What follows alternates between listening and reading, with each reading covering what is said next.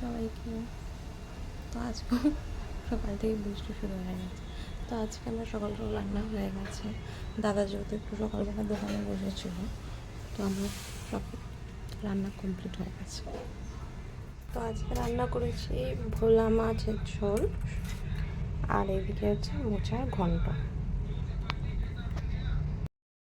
ভোলা মাছটা একটু সর্ষে দিয়ে একটু পাতলা করে ঝোল করেছি। তো এখন যাবো দোকান, চলো যাওয়া যাক।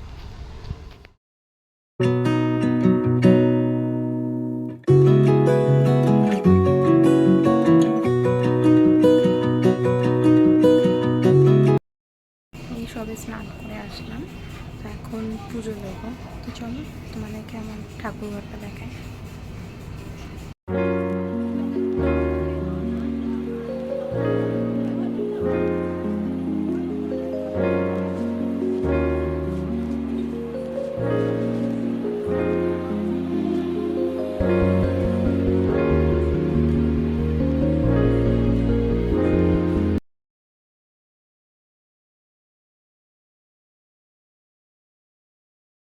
জাস্ট এখন খেয়ে দিয়ে উঠলাম।